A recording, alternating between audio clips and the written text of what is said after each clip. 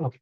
सो आज हम लोगों का क्लास नंबर 7 है। तो टोटल 6 क्लासेस ऑलरेडी हो चुकी है माइक्रो इकोनॉमिक्स की। और लास्ट क्लास में जो हम लोगों ने पढ़ा था वो पढ़ा था consumer surplus and producer surplus. I hope जिन्होंने लास्ट क्लास अटेंड किया हुआ है उसको ये टॉपिक आता हो, और जिनका पहला क्लास है उनको भी बेसिक आता होगी कंज्यूमर सरप्लस क्या होता है एंड प्रोड्यूसर सरप्लस क्या होता है। बट फिर भी मैं थोड़ा सा आपको रिकॉल करवाता हूँ। अगर आपको याद हो तो कुछ इस तरीके से हम लोग एक डायग्राम बनाए थे। ये हमारे पास था क्वांटिटी डिमांड, ये था हमारे पास क्वांटिटी सप्लाई, और वाई एक्सिस पे हमने प्राइस लाइन को लिया था। लेट अस सपोज ये आपके पास है demand curve, downward sloping demand curve, और ये रहा आपके पास upward sloping supply curve. Okay. So जहां पे ये आपस में इक्वेट कर रहे हैं तो ये आपके पास आ गया क्या, तो इक्विलिब्रियम प्राइस और इक्विलिब्रियम इसके करॉस्पॉन्ड में आपके पास equilibrium price and equilibrium quantity आए। तो this is your equilibrium price PE. Okay. So आप क्या कहते थे कि जो कंज्यूमर सरप्लस होता है वो होता है area below the demand curve above the price line. सबको याद आ रहा है? ये था हमारे पास कंज्यूमर सरप्लस। यस। ठीक है। चलो, तो जिनको भी याद है वो अच्छी बात है, नहीं याद है तो आपको अभी बस ये ध्यान में देना है कि कंज्यूमर सरप्लस क्या होता है।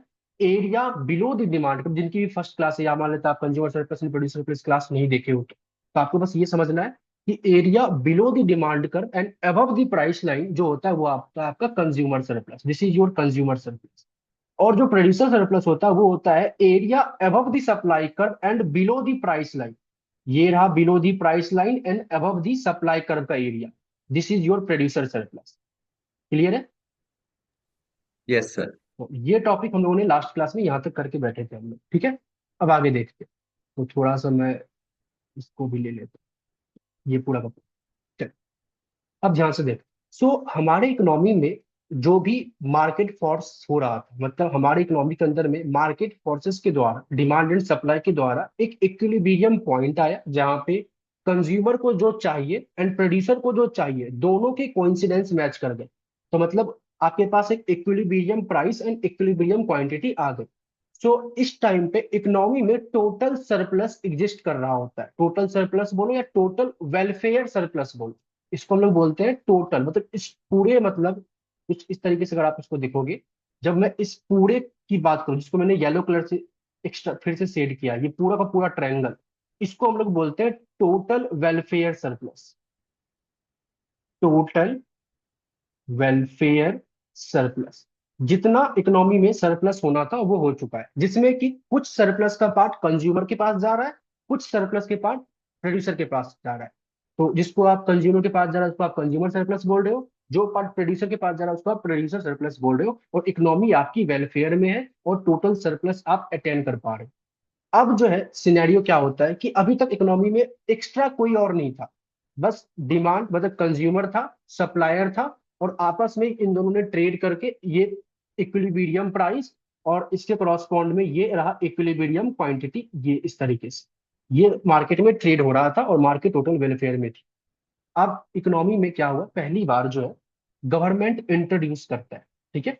तो गवर्नमेंट आया है, government imposes tax at T per unit, T per unit, इधर ऑन बायर और सेलर। और हमें पता है कि गवर्नमेंट जो टैक्स लगाएगी चाहे वो बायर पे लगाए और सेलर पे लगाए, जो टैक्स का बर्डन होता है वो दोनों डिवाइड होता है, मतलब बायर को भी थोड़ा बर्डन झेलना होता है एंड सेलर को भी थोड़ा बर्डन झेलना होता है। तो टैक्स जो है वो दोनों के ऊपर डिस्ट्रीब्यूट, टैक्स का बर्डन दोनों के ऊपर डिस्ट्रीब्यूट होता है, ये हमें पहले से पता है।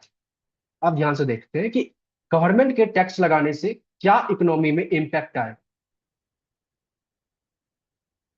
ध्यान से देखो, मैंने बोला लेट सपोज ये रहा क्वांटिटी डिमांडेड, ये रहा quantity supply, this is our price line. Again मैं बना रहा हूँ फिर से सेम डायग्राम। ये हमारे पास है डिमांड कर, और ये हमारे पास है सप्लाई कर। ठीक है। जहां पे ये आपस में इंटरसेक्ट कर रहे हैं, यस किसी को डाउट है? और सीखा आप क्लास के बाद पूछ लेना, मैं आपको बता दूंगा किस तरीके से आ सकते। ओके, सो जहां पे इंटरसेक्ट कर रहा है, लेट अस सपोज ये जो पॉइंट है, this is your equilibrium point, और यहां से आपके पास इक्विलिब्रियम प्राइस आया होगा कुछ इस तरीके से। ओके, तो ऊपर का पार्ट मतलब प्राइस लाइन से एबव और डिमांड कर्व के बिलो कंज्यूमर सरप्लस है, और प्राइस लाइन से बिलो और सप्लाई कर्व से एबव प्रोड्यूसर सरप्लस है। गवर्नमेंट आती है और टी पर यूनिट का टैक्स लगाती है, तो जो टैक्स का साइज है वो टी पर यूनिट है। तो अगर आप सभी एग्री करो तो क्या मैं कुछ इस तरीके से टैक्स साइज लगा सकता हूँ? लेट सपोज ये रहा टैक्स साइज, कुछ इसी तरीके से टैक्स का लगता था साइज। Yes sir. ठीक है, तो इस तरीके से मैंने टैक्स मतलब अगर बायर पे लगाएगी तो डिमांड कर विल बी लेफ्ट वर्ड, कुछ इस तरीके से बनेगा। अगर सेलर पे लगाएगी तो सप्लाई कर विल बी लेफ्ट वर्ड, मतलब कुछ इस तरीके से सप्लाई कर जाएगा। लेकिन ये हमें पता है कि टैक्स किसी पे लगे, जो टैक्स का बर्डन है वो दोनों पे डिस्ट्रीब्यूट होता है। जब दोनों पे डिस्ट्रीब्यूट होता है तो इसके बाद जो बायर के लिए प्राइस होता है, अगर आप सभी एग्री करो, तो जो ये ऊपर वाला प्राइस आएगा ये किसके लिए होता है? Price paid by buyer. Yes sir. और नीचे वाला जो प्राइस होता है वो किसके लिए होता है? Price selling. Received by seller. तो ऊपर का जो प्राइस है वो बायर के लिए है, और नीचे का जो प्राइस है वो सेलर के लिए। ठीक है, अब मैं इन सभी पॉइंट को एक नाम देता हूं, मतलब सभी जितने भी मेरे पास यहाँ पे एरिया आ रहे हैं उन सबको मैं एक नाम देता हूं। मैंने क्या किया, एक नाम दिया, A, B, C, D, E and F. मतलब मैंने सारे अलग अलग जो बॉक्स मेरे पास बने हुए थे रेक्टेंगल में या ट्रायंगल के फॉर्म में, सबको मैंने एक नाम दे दिया। ठीक है, मैं किस पे बायर पे लगा है कि सेलर पे टैक्स लगा है, ये मैं अभी नहीं ड्रॉ कर रहा, क्योंकि मुझे कंपैरिजन करना है कि before tax and after tax क्या चेंजेस आएंगे। तो मैंने सबको नॉर्मल रखा है। बस मुझे ये पता चल गया कि टैक्स के लगने के बाद प्राइस पेड बाय बायर क्या होगा and price received by seller क्या होगा, ये मेरे को ऑलरेडी पता है। अब मैं यहाँ पे एक टेबल बना रहा हूँ, ध्यान से देख। मैंने बोला late us suppose before tax, before tax, फिर इसके बाद हमारे पास आ गया आफ्टर टैक्स, और इसके बाद हमने लिखा यहाँ पे चेंजेस कि क्या सब चेंज आए हुए। बिफोर टैक्स मैं ये देखना चाहता हूँ कि कंज्यूमर सरप्लस कितना था। After tax, sorry, before tax मैं ये देखना चाहता हूँ कि प्रोड्यूसर सरप्लस कितना। तीनों तीनों तीनों अलग अलग डिफरेंट डिफरेंट कैटेगरी में कंज्यूमर सरप्लस में देखना चाहता हूँ कितना था, प्रोड्यूसर सरप्लस कितना था। एक टर्म और मैं ऐड कर रहा हूँ कि गवर्नमेंट की रेवेन्यू कितना था, ये मैं। और दूसरा टोटल सरप्लस, टोटल सरप्लस कितना था इकोनॉमी के अंदर में, ये मैं चेक करना चाहता हूँ। तो कुछ इस तरीके से इसको आप ब्रेक कर सकते हो।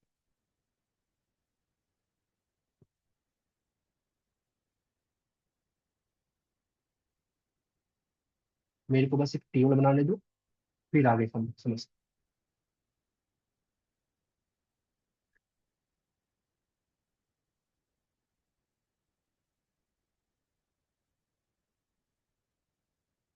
चलिए हमारे पास टेबल आ।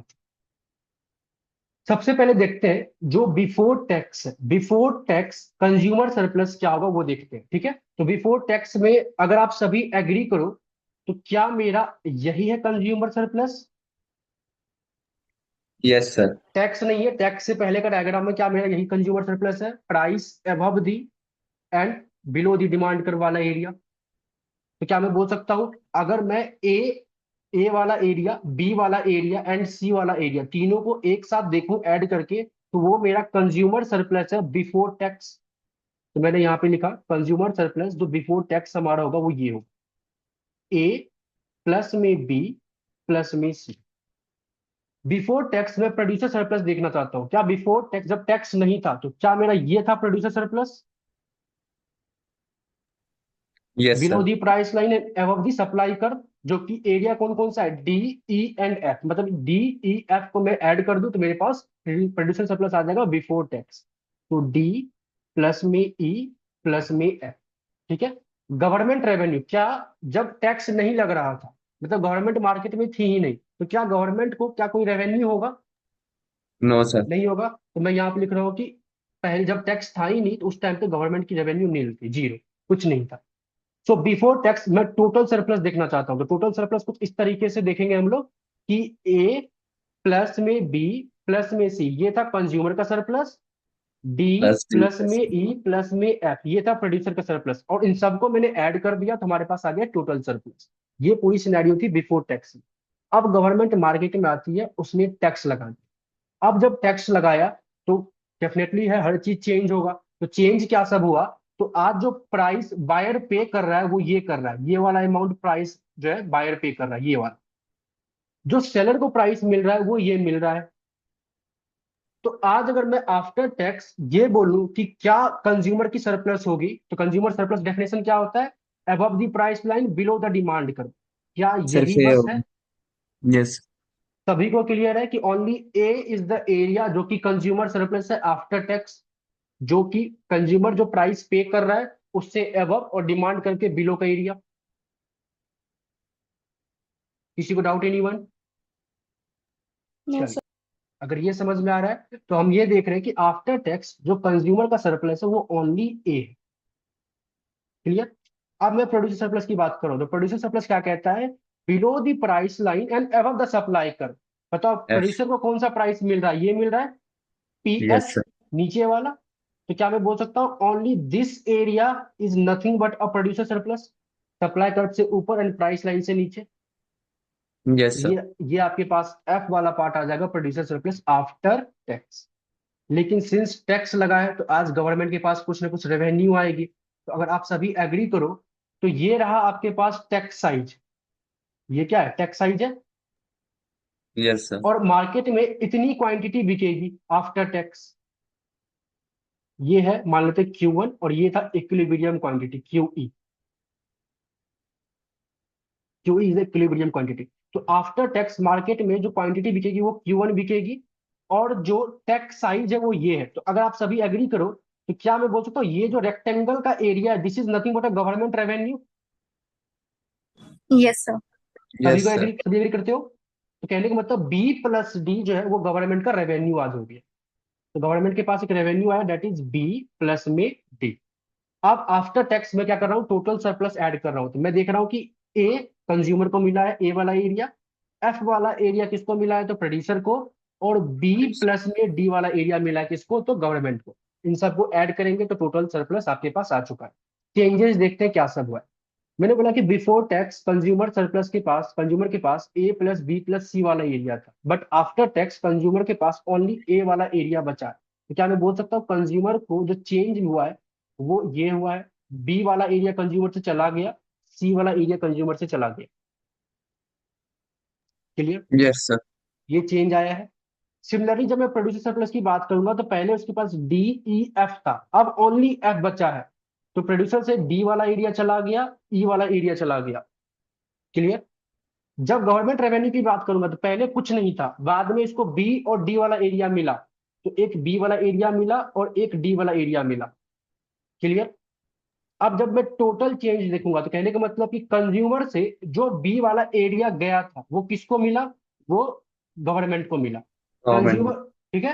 प्रोड्यूसर से जो आपके पास डी वाला एरिया गया था वो किसको मिला? तो कंज्यूमर गवर्नमेंट। गवर्नमेंट को मिला।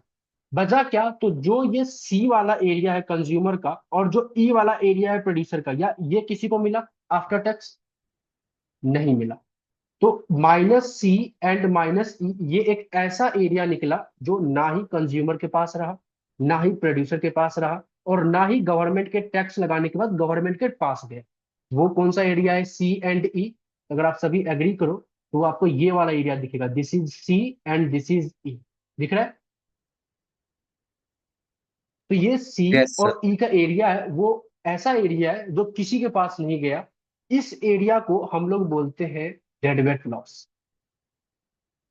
डेडवेट लॉस वो एरिया होता है जो कि आपके टोटल सरप्लस से बाहर चला गया, वो किसी को नहीं मिला, जो आपके वेलफेयर से बाहर निकल गया।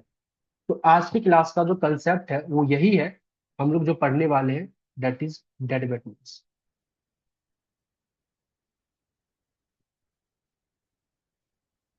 और आपके बेसिकली जो आपका रीडिंग्स है, रीडिंग्स का चैप्टर नंबर 8 हम लोग सॉल्व करें। चैप्टर नंबर 7 तक हम लोगों ने कंप्लीट कर लिया था लास्ट क्लास में। आज की क्लास में लोग चैप्टर नंबर 8 कर रहे हैं। ठीक है? तो ये जो C+E है ये आपके इकोनॉमी से बाहर हो गया, मतलब इकोनॉमिक से वो रिमूव हो गया, वो किसी को नहीं मिल, जो पहले कंज्यूमर को मिल रहा था, जो पहले प्रोड्यूसर को मिल रहा था, गवर्नमेंट के आने के बाद वो आपके इकोनॉमिक से बाहर चला गया। ये क्यों हुआ है? क्योंकि जब टैक्स नहीं लगा था तो जो मार्केट में ट्रेड हो रहा था वो कितना हो रहा था, क्यू ई क्वांटिटी इक्विलिब्रियम, ये क्वांटिटी ट्रेड हो रहा था। तो आपके पास ये एरिया भी आप लेकर आ रहे थे अपनी इकोनॉमी में। लेकिन जैसे ही गवर्नमेंट ने टैक्स लगाया तो क्या हुआ, कंज्यूमर के लिए प्राइस बढ़ गया सामान का, प्रोड्यूसर के लिए प्राइस कम हो गया सामान का। तो क्वांटिटी जो है मार्केट में ट्रेड फॉल कर गई, जो कि Q1 हो चुकी है। तो due to fall in quantity, आपके इकोनॉमी में जो पहले सी और ई का एरिया था वो आपकी इकोनॉमी से रिमूव हो चुका है, जो किसी को नहीं मिला। और इसी एरिया को बोलते हैं हम लोग डेड वेट लॉस। क्लियर है सभी को? Yes sir. एनीवन, किसी को डाउट? आप ये टैक्स किसी पे भी लग सकता है, इधर ऑन बायर और सेलर, लेकिन टैक्स किसी पे भी लगता है तो हम लोगों ने पढ़कर आया कि टैक्स का जो बर्डन है वो दोनों के ऊपर शेयर होता है। तो यहाँ पे बायर पे भी लगेगा तो भी वही बात चलेगी, सेलर पे भी लगेगा तो भी वही बात चलेगी। बायर पे लगेगा तो डिमांड कर will be left word, seller पे लगेगा तो सप्लाई कर will be left word.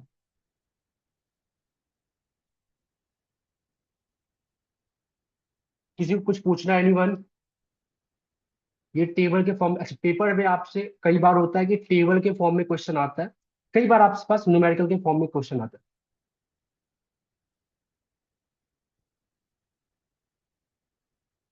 Priya shift होता है, आप शिफ्ट कर सकते हो, लेकिन सिंस हमें कंपैरिजन करना है दोनों के ऊपर, मतलब before tax and after tax क्या होगा, इसलिए मैंने किसी कर्व को शिफ्ट नहीं किया। ओनली टैक्स साइज लगाकर बस consumer surplus and producer surplus check कर रहे। अवान्य जो डेडवेट लॉस वाला एरिया है वो आपकी इकोनॉमी से बाहर हो जाएगा, आपकी इकोनॉमी में क्रिएट ही नहीं होगा, क्योंकि डेडवेट लॉस वाला एरिया तब आता था, सी और ई का एरिया आपके पास तब आता था जब आप क्यू ई क्वांटिटी तक पहुंचते थे, ये वाला क्वांटिटी लेके चलते थे। लेकिन सिंस टैक्स लगने के बाद इकोनॉमी में बस Q1 unit of quantity he trade हुआ है, तो इस एरिया में आप कभी आओगे ही नहीं। ये आपकी इकोनॉमी से ही बाहर हो गया, मतलब ट्रेड ही नहीं हो रहा आपके पास Q E amount of quantity. Okay sir. ठीक है? और किसी को डाउट? एनीवन? यहाँ तक क्लियर डेडवेट लॉस का कंसेप्ट? यस आयुष होंगी। चलिए, सो अगर आपको ये समझ में आ गया डेरिवेट लॉस, सो अब मैं एक फॉर्मूला लिख रहा हूँ। और फॉर्मूला कुछ इस तरीके से मैं लिख रहा हूँ कि अगर आपके पास नॉर्मली आपके सिलेबस में linear demand curve and linear supply curve भी है, तो if demand and supply curve is linear, then जो डेरिवेट लॉस का फॉर्मूला होगा, अगर आप सभी एग्री करो, जो आपका डेरिवेट लॉस का एरिया, क्या ये ट्रायंगल वाला एरिया है, ये वाला यस एरिया? सर। ठीक है। और ट्रायंगल का एरिया कैसे निकलता है, 1/2 इंटू में base one by into two में half height. Base to height. Yes sir. अगर आप सभी एग्री करो तो क्या मैं इसको बेस लेके चल सकता हूँ? और ये यस सर। आपका बेस क्या है, base is nothing but a tax size. Yes sir. ठीक है। तो मैंने लिखा कि 1/2 इंटू में टैक्स साइज जो कि आपका बेस है, 1/2 इंटू में टैक्स साइज, टैक्स साइज क्या है तो आपका बेस है, इंटू में हाइट होता है। हाइट क्या है, अगर आप सभी एग्री करो तो ये रहा आपके पास हाइट, ये वाला दिख रहा है यस सभी सर। को, ये रहा आपके पास हाइट, ये वाला। और ये हाइट कैसे आया होगा, तो जो पहले इक्विलिब्रियम क्वांटिटी थी और आफ्टर टैक्स वाला जो क्वांटिटी था, इन दोनों में डिफरेंस। Yes sir. तो Q E minus Q1 is nothing but a height of that triangle. तो मैंने लिखा यहाँ पे Q E equilibrium quantity minus में Q1।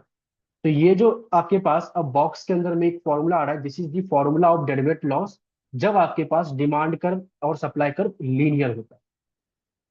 क्लियर है सभी को? And yes derivative sir. Loss वो वाला एरिया होता है जो कि टैक्स लगने के कारण किसी के पास भी, मतलब टोटल वेलफेयर से वो पूरा का पूरा पार्ट ही किसी को नहीं रिमूव हो मिला। चुका है, किसी को भी नहीं मिला। ये सी एंड ई किसी को नहीं मिला। ये रहा आपके पास डेटाबेस। तो पेपर में आपसे या तो टेबल के फॉर्म में क्वेश्चन पूछ लेगा, डायग्राम दे देगा, मतलब कुछ इस तरीके से आपके पास डायग्राम बना मिलेगा, और आपको बोलेगा कि डेरिवेट लॉस जो है, मतलब इसको ना आप कंज्यूमर, इस डायग्राम से कंज्यूमर सरप्लस, प्रोड्यूसर सरप्लस, डेरिवेट लॉस, गवर्नमेंट रेवेन्यू, इन सबको एक टेबल के फॉर्म में शो करो। तो आपको इस तरीके से एक टेबल बनाना पड़ेगा, जैसे मैंने अभी टेबल बनाया था सेम उसी तरीके से। क्लियर है? समटाइम्स पेपर में क्या कहता है कि एक्सप्लेन द डेरिवेट लॉस, तो वहां पे आपको क्या करना पड़ेगा, डेरिवेट लॉस का डेफिनेशन या नॉर्मली डेरिवेट लॉस क्या होता है, और ये डायग्राम बनाना होगा अपने मन से, और इसी डायग्राम को इस टेबल के फॉर्म में शो करना होगा। और उसके बाद माइनस सी एंड माइनस ई को आपको डेरिवेट लॉस बताना होगा। अगर मान लेते हैं explain the derivative loss with the help of diagram and table, ऐसे पेपर में आता है और 5 नंबर या 5 नंबर से ज्यादा में क्वेश्चन आता है, तो आपको जब जो भी चीजें मैंने अभी की हुई है, ये डायग्राम मैंने बनाया, उसके बाद इस तरीके से एक टेबल बनाया, ये सब आपको करना होगा। क्लियर? अब एक और तरीके से पेपर में क्वेश्चन कैसे आएगा कि आपको एक नंबर के फॉर्म में दे देगा। दो टाइप मैंने बता दिए, एक तो थ्योरेटिकल टाइप्स में आएगा, एक तो डायग्राम बना देगा, बोलेगा टेबल बनाओ। एक तीसरा तीसरा टाइप क्या आएगा कि आपको डिमांड फंक्शन दे देगा, let us suppose QD is equal to 20 minus में P। एक सप्लाई फंक्शन दे देगा, लेट अस सपोज 3P। आपको बोलेगा पहले पार्ट में find out consumer surplus and producer surplus, एक नंबर में। दूसरे पार्ट में आपसे पूछेगा if government imposes tax of ₹5 per unit, late us suppose ये बायर पे लग रहा है, 5 per unit on buyer.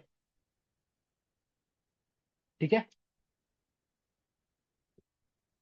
What will be the consumer surplus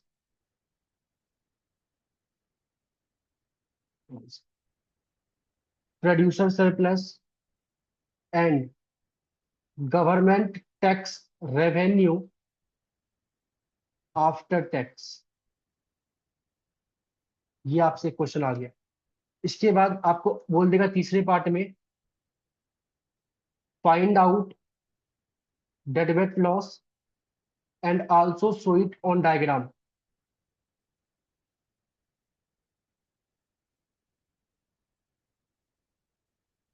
चलिए, तो लेट सपोज ये आपके पास एक पूरा का पूरा अच्छे तरीके से क्वेश्चन आ गया। ये क्वेश्चन अगर आपके पास आता है तो ये मिनिमम 6 मार्क्स में आएगा, या तो 5 मार्क्स, मिनिमम 5 मार्क्स। और अगर एग्जामिनर अच्छा हुआ तो 1 नंबर में भी दे देगा। तो डिपेंड करता है कि एग्जामिनर कैसा है, मतलब जिन्होंने पेपर सेट किया वो कैसा है।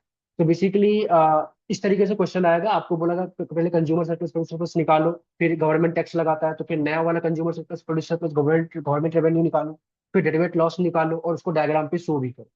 इस पूरे क्वेश्चन को अच्छे तरीके से करते हैं सो डैट कि न्यूमेरिकल फॉर्म में आपको ये चीजें क्लियर हो जाए। जब भी पेपर में, माइक्रो इकोनॉमिक्स के पेपर में इस तरीके का क्वेश्चन आता है, बेसिकली इरिस्पेक्टिव कि वो कंज्यूमर सरप्लस के पॉइंट ऑफ व्यू से पूछा गया है, प्रोड्यूसर सरप्लस के पॉइंट ऑफ व्यू से पूछा गया है, या टैक्सेशन के पॉइंट ऑफ व्यू से पूछा गया है, या पहले हम लोगों ने डिमांड एंड सप्लाई पढ़ा था उसके पॉइंट ऑफ व्यू से पूछा गया है, आपका मेन काम है डायग्राम में शो करना। मतलब जिस भी क्वेश्चन को आप डायग्रामेटिकली शो कर सकते हो, उसको आप डायग्राम बनाकर शो करना ही करना।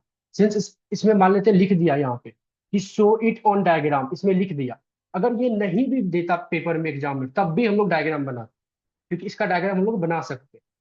तो सबसे पहले मैं डायग्राम ड्रॉ करता हूँ, ध्यान से देखो।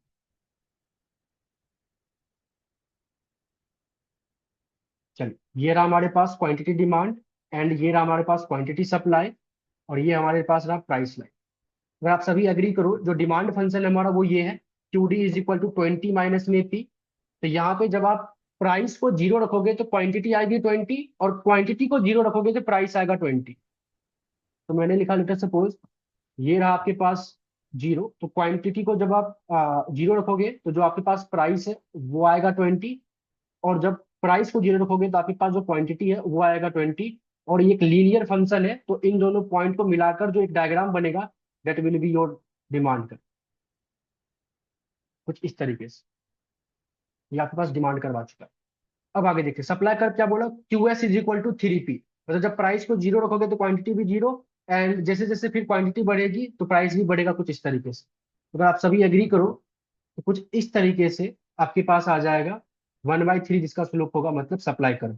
ये रहा आपके पास सप्लाई कर, जहां पे आपस में ये इक्वेट करेंगे, इस पॉइंट से आपके पास आएगा इक्विलिब्रियम क्वांटिटी और इक्विलिब्रियम प्राइस। चलिए, तो आप चाहो तो equilibrium quantity and equilibrium price निकाल सकते हो। कैसे निकालेंगे? QD is equal to QS। QD is equal to QS करके, QD आपके पास 20 माइनस में P, QS आपके पास है 3P। यहाँ से आ जाएगा 4P is equal to 20 and P is equal to 5 आ जाएगा, and Q is equal to आपके पास आ जाएगा 50। ये आपके पास आ गया, मतलब P की वैल्यू जब पुट कर दोगे डिमांड या सप्लाई में से किसी भी एक फंक्शन में, तो आपके पास Q की वैल्यू 15 आ जाएगा। ये जो आया ये equilibrium price and equilibrium quantity आया। इक्विलिब्रियम क्वांटिटी आपके पास क्या है, तो 15 है, और इक्विलिब्रियम क्या है, प्राइस आपके पास क्या है, 5। ठीक है, अगर आप सभी एग्री करो, हमें बोला गया क्या है पहले पार्ट में बोला गया कंज्यूमर सरप्लस निकालने के लिए। तो अगर आप सभी एग्री करो, कंज्यूमर सरप्लस हमारा क्या है, ये वाला एरिया है। बिलो दस, यस सर। ठीक है, ये वाला पार्ट कंज्यूमर सरप्लस है। तो इस वाले पार्ट को निकालने के लिए जो फॉर्मूला लगेगा, फिर वही 1/2 इंटू में बेस इंटू में आई 1/2। यस। यहाँ पे बेस का काम क्या कर सकता है, अगर मैं बोलूँ ये रहा आपके पास बेस, क्या बेस की जो यूनिट है वो 15 यूनिट है, मतलब इतना जो मैग्नीट्यूड 15 यूनिट का है, 15 यूनिट का है। Yes sir. तो क्या मिल सकता है, बेस है आपके पास 15 इंटू में हाइट। हाइट क्या है, तो ये लास्ट क्लास में हम लोगों ने कंज्यूमर सर्कस निकालना सीखा था। और हाइट क्या है, तो प्राइस 5 और यहाँ पे 20, तो इनके बीच का डिफरेंस 50। क्या ये भी 15 है। Yes sir. चलिए, अगर ये भी 15 है तो यहाँ पे आप 15 लिख दोगे, और इसको आप जब सॉल्व करोगे we will get your consumer surplus. ये रहा बिफोर टैक्स का। प्रोड्यूसर सरप्लस अगर मुझे निकालना है बिफोर टैक्स, वो कैसे निकलेगा, तो अगर आप सभी एग्री करो, this is your producer surplus. Yes sir. और इस एरिया में जो आपका 1/2 बेस का काम कर रहा है सेम 15 यूनिट, और हाइट का काम कर रहा है ओनली 5, क्योंकि ये रहा आपके पास हाइट, ये रहा हाइट ओनली। ठीक है, या तो आप इसको बेस मान सकते हो, ये रहा 5, और हाइट आप इसको मान सकते हो, हाइट विल बी योर 15, लेकिन आंसर तो सेम ही आएगा। अब इसको जब आप सॉल्व करोगे you will gate producers rupees. पहला पार्ट हो चुका है आराम से। Sir, it should be 5 into 50. Okay, okay. ठीक है, चलो अब आते हैं लोग सेकेंड पार्ट। सेकेंड पार्ट में आपको बोला कि गवर्नमेंट ने टैक्स लगाया 5 रुपए का, और उसके बाद आप नया consumer surplus and producer surplus लगाओ। अच्छे के बाद अगर गवर्नमेंट ने 5 रुपए का टैक्स लगाया है, तो एक टैक्स साइज आया होगा, सपोज ये रहा वो 5 रुपए का टैक्स साइज। Yes sir. ठीक है, मैंने रैंडमली ऐसे ड्रॉ कर दिया कि ये रहा वो 5 रुपए का टैक्स साइज। अच्छा, टैक्स साइज किस पे लगा है, तो बोला गया है कि जो टैक्स लगा वो बायर पे लगा है। तो बायर पे लगा है, तो बताओ कौन सा कर्व चेंज होगा, डिमांड कर्व या सप्लाई कर्व। डिमांड कब? डिमांड का। Demand curve. प्राइस क्या होगा, कम होगा 5 रुपीज से या बढ़ जाएगा। सर बढ़ जाएगा। बढ़ जाएगा। अगर सप्लाई कर्व पे लगता तो कम होता, बायर पे लगा है तो बढ़ जाएगा। क्या मैं बोल सकता हूँ, आफ्टर टैक्स जो आपके पास न्यू क्वांटिटी डिमांड कर्व होगा 20 माइनस में पी प्लस में T. So you will write like this, 20 minus में पी प्लस में 5। तो न्यू डिमांड कर्व जो आपके पास आएगा वो आएगा आपके पास 15 माइनस में पी, कुछ इस तरीके से। और अगर आप सभी एग्री, अच्छा चाहो तो आप ड्रॉ कर सकते हो, जो नया सप्लाई आपके पास डिमांड कर्व होगा वो लेफ्टवर्ड शिफ्ट कर जाएगा कुछ इस पॉइंट्स, क्योंकि हम लोग ये सब कर कर आए पहले से, इसलिए मैं ज्यादा नहीं दिमाग यस। लगा। इस कुछ इस पॉइंट्स इस तरीके से करेगा। सपोज ये रहा,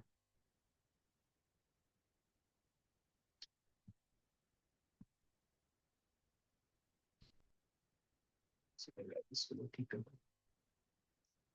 चलो, अब ठीक लग रहा है। ठीक है, सो मुझे क्या चाहिए, मुझे ये वाला पॉइंट से चाहिए कि ये वाला क्या वैल्यू देगा। अगर आप सभी एग्री करो, क्या मैं बोल सकता हूँ इस पॉइंट पे न्यू डिमांड कर और पुराना वाला सप्लाई कर आपस में इक्वेट कर रहे हैं। तो यस नई सर। डिमांड और पुराने सप्लाई को इक्वेट कर देते हैं। New demand curve is equal to पुराना वाला सप्लाई कर, तो 15 माइनस में P is equal to 3 P आ जाएगा। ये आपके पास आ गया 4 P is equal to 15 and P is equal to 15/4। ठीक है, तो मैं बोल सकता हूँ ये जो प्राइस है, ये प्राइस कौन सा प्राइस है, 15/4। और यस सर। 15/4 नीचे वाला जो प्राइस है, this is nothing but a price received by seller. Yes sir. और इसी में अगर मैं 5 जो टैक्स का साइज है वो ऐड कर दूंगा, तो मेरे को ये वाला प्राइस दिख आ जाएगा, ये वाला। Yes sir. तो आप ऐसे भी निकाल सकते हो, और आप उसको इस तरीके से भी निकाल सकते हो कि यहाँ से जो आपके पास क्वांटिटी आएगा, इस क्वांटिटी को आप पुराने वाले डिमांड कर पे पुट कर दो, तो भी आपके पास वो प्राइस आ जाएगा। अच्छा, क्वांटिटी क्या आएगा, तो क्वांटिटी निकालने के लिए मैं क्या करता हूँ, 15/4 जो आया हुआ इसको मैं या तो न्यू डिमांड कर में पुट कर देता हूँ, या तो पुराने वाले सप्लाई कर में पुट कर देता हूँ। तो पुराने वाले सप्लाई कर में जब मैं पुट करूंगा, तो आपके पास क्या आ जाएगा, 3 इंटू में 15/4 which is nothing but 45/4। Clear है सभी को। Yes sir. अच्छा, इसको आप चाहो तो 11 पॉइंट समथिंग ही आ रहा होगा। 11, 11 चौके 44 और 1, 25। 11.25। तो this is your new quantity 11.25। तो ये जो प्राइस है, ये वाला price, price paid by buyer, या तो इसमें क्या करो आप, जो प्राइस रिसीव्ड बाय सेलर है इसमें 5 रुपए का टैक्स को ऐड कर दो तो मिल जाएगा, या तो जो 11.25 क्वांटिटी आया है इस क्वांटिटी को पुराने वाले डिमांड कर्व में पुट कर दो तो भी मिल जाएगा। तो मैं क्या कर रहा हूँ, पुराने वाले प्राइस में 5 रुपए ऐड कर दे रहा हूँ। तो क्या मैं बोल सकता हूँ, दिस इज नथिंग बट 35/4। जब आप 15/4 में +5 कर दोगे तो ये 35/4 आ जाएगा। और ये यस कौन सर। सा प्राइस है, this is nothing but price paid by price paid by seller. By. चलिए, अब आगे हम लोग चलते हैं। अब बोला गया आपको नया सरप्लस निकालने के लिए, तो न्यू कंज्यूमर सरप्लस वो क्या होगा, न्यू प्रोड्यूसर सरप्लस वो क्या होगा, और गवर्नमेंट का टैक्स रेवेन्यू वो क्या होगा। चलिए, अब न्यू कंज्यूमर सरप्लस के बाद ध्यान से देखिएगा। चलिए, अगर आप सभी एग्री करो तो जो हमारे पास न्यू कंज्यूमर सरप्लस होगा वो कुछ इस तरीके से होगा, प्राइस पेड बाय बायर, ये रहा लाइन, यस सर। और below the demand curve. Yes sir. बोलो, this is your new consumer surplus, सभी एग्री कर रहे हो, yes sir. But clear sir है। जो न्यू डिमांड करवाए फिर नहीं लेना हमें। न्यू डिमांड कर्व से लोगे ना तो फिर आपको ये लेना पड़ेगा, ध्यान से देखो। अच्छा, मैंने अभी जो डायग्राम अभी जो मैंने बनाया, ये सर्कल दिख रहा है आपको पूरा अच्छे तरीके से, मतलब ट्रायंगल ब्लैक कलर से। अगर यस। आप न्यू डिमांड कर्व लोगे तो आपके पास ये लेना पड़ेगा, मैं ग्रीन कलर से बना रहा हूँ उसको, देखो। आपके पास न्यू डिमांड कर्व से जो प्राइस लाइन आया था ये वाला आया था, एग्री करते हो, यस। तो ये वाला आपके पास बनेगा। क्या ये दोनों के दोनों सेम है, ट्रायंगल, यस ब्लैक सर। वाला एंड ग्रीन वाला। तो अगर आप न्यू डिमांड करके कंसिडर करते हो तो भी आप कर सकते हो, जो कि हम पहले भी मैंने आपको बताया था। लेकिन तब क्या होगा कि आप ये वाला जो आपके पास इक्विलिब्रियम प्राइस आया था डिमांड एंड सप्लाई को इक्वेट करके, तो वो वाला प्राइस लाइन लेके चलना पड़ेगा आपको।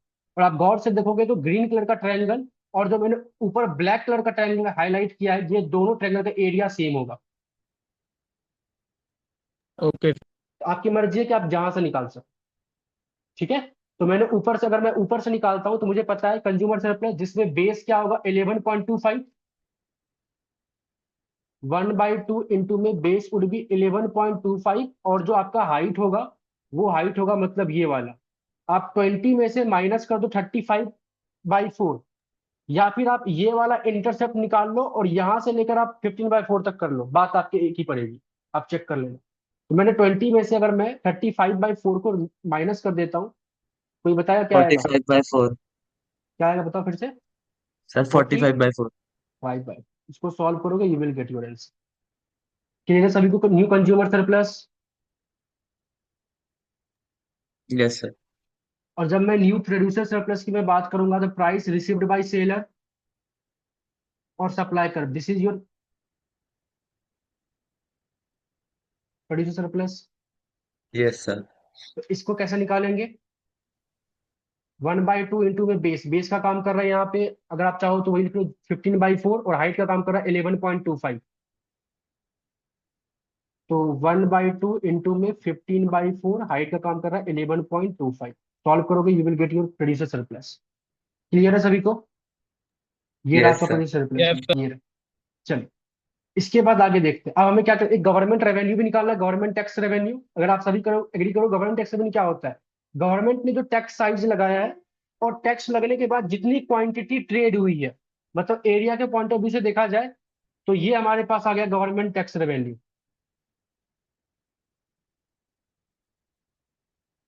ये ग्रीन कलर में। 5 बोलो, इंटू 11 पॉइंट। हाँ, ये रहा यस सर। टैक्स साइज, और इतनी क्वांटिटी इकोनॉमी में क्या हुई है, ट्रेड हुई है, मतलब area of rectangle length into में ब्रेथ, करेंगे मतलब 5 इंटू में 11.25। This will be your government tax revenue, 5 into में 11.25। किसी को डाउट एनीवन यहाँ तक, कुछ पूछना हो? चलिए, अगर यहां तक समझ में आ गया, अब हम लोग तीसरा पॉइंट करते हैं। तीसरा पॉइंट में बोला आपको डेड वेट लॉस निकालो और उसको डायग्राम पे शो भी करो। अगर आप सभी एग्री करो तो डेड वेट लॉस आपका क्या है? ये है, जिसको मैं मल्टी कलर से शो कर रहा हूँ, दिस वाला पार्ट, यस। या चलो येलो कलर से शो करते हैं, ज्यादा सही दिखेगा, ये वाला। और ये भी आपके लिए एक ट्रायंगल का फॉर्म ले रहा है, जिसमें कि बेस का काम करेगा टेक्स्ट साइज, और हाइट का काम करेगा, मतलब इसका मतलब फॉर्मूला, डेड वेट लॉस का फॉर्मूला हम लोगों ने लिखा था ना, अगर आपको याद हो तो। अगर linear demand and linear supply curve होता है, डेड वेट लॉस क्या होगा? 1/2 इंटू में text size, size into math, Q Q equilibrium E quantity minus में माइनस Q1। कहने का मतलब 1/2, टेक्स्ट साइज आपके पास 5 है, पुराना वाला इक्विलिब्रियम क्वांटिटी आपके 3.75। पास था 15, और नया वाला है 11.25। तो 15 माइनस 11.25 सॉल्व करोगे, आपके पास ये आ जाएगा डेड वेट लॉस। और आप क्या करोगे, अपने डायग्राम में शो कर दोगे कि ये जो आपके पास येलो वाला रीजन है, this is your dead weight loss.